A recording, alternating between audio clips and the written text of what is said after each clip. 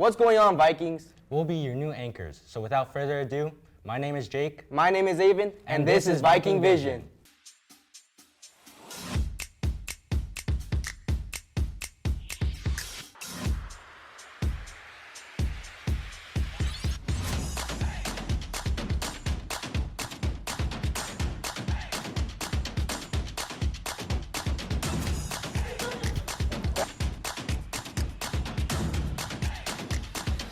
Last week, all juniors participated in the CASP testing from Tuesday, April 22nd to Thursday, April 24th.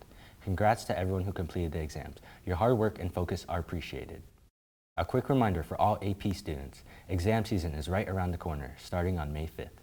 Make sure to double check your test dates on the AP website, stay organized, and keep up with your studying.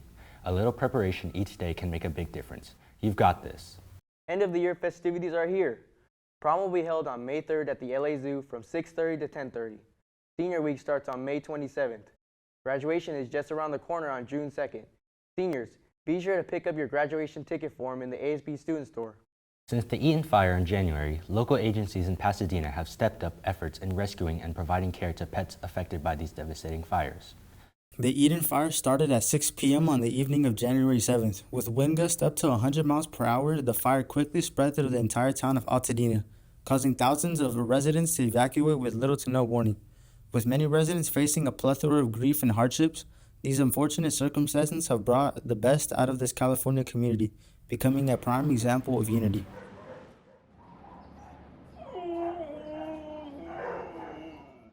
We're here at Pasadena Humane, and we are located in the heart of Pasadena.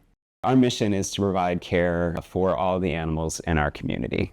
Since the start of the fire on January 7th, we've taken in over 1,000 animals into the shelter. Almost 600 of those came in as emergency boarding. Their families were evacuated or close to the evacuation area, brought their pets to us to board while they figured out where they were going to go. As far as health issues with animals who've come in, primarily are burn or smoke inhalation related injuries. We've had a number of cats who were found very early on during the fires who had burns literally all over their bodies. Their paw pads were burnt. Thankfully, most of them are well on the road to recovery at this point. Our first goal is to reunite them with their family. We had a lot of people calling us their lost pets who maybe had to leave them behind during the chaos of the evacuations. We were able to successfully reunite a lot of them right in the field. For the 1,000 that have come into the shelter, over 500 have been reunited with their families. Pasadena Humane hasn't been the only business to step up. Dogtopia has also been one of the many local businesses to aid victims to the Eaton fires as well. Dogtopia is a doggy daycare and boarding facility. We do offer other services like training and grooming, but we do function primarily as a doggy daycare to give the pups a chance to exercise during their day.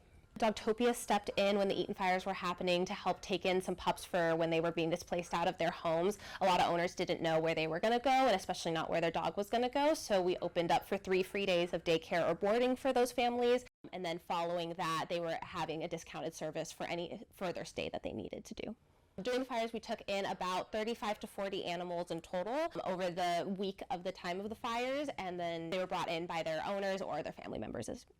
And we have a few other pups staying with us that come now regularly for daycare as they've either lost their backyard or their normal day-to-day function. I think Dogtopia opening during that time positively affected the community as people were able to take kind of a breath while their dogs were being somewhere and cared for. They could go out and figure out either a longer-term living situation or just something temporary in the meantime.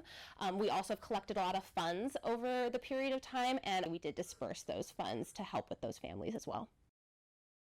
These animal facilities have gone beyond the call of duty by serving animals affected by the fire, whether they were wild or family-owned.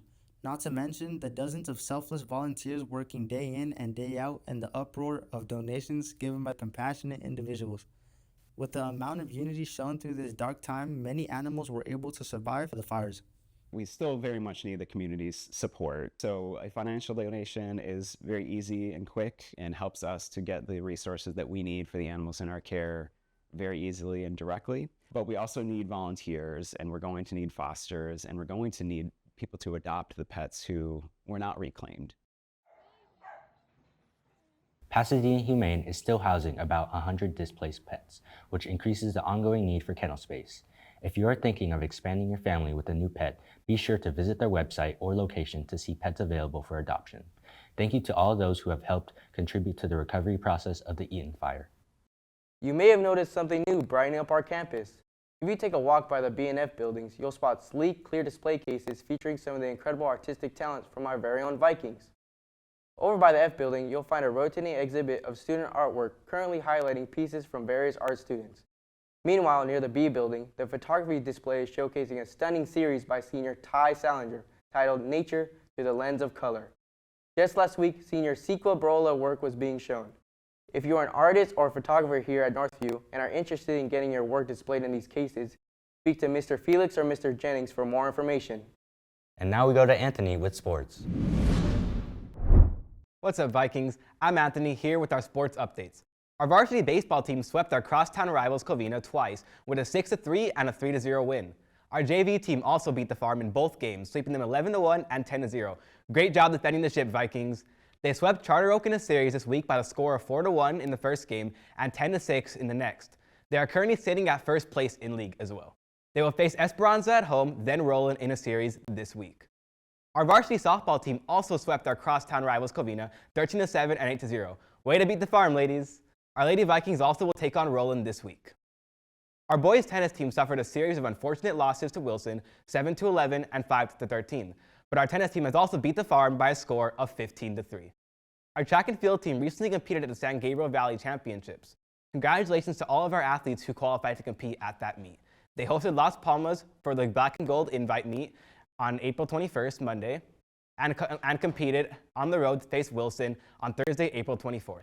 They will gear up for league prelims and finals next week. Our stunt team closed off their season with an unfortunate defeat at league finals on April 15th. Congratulations to all of our stunt athletes on their hard work and on a great season.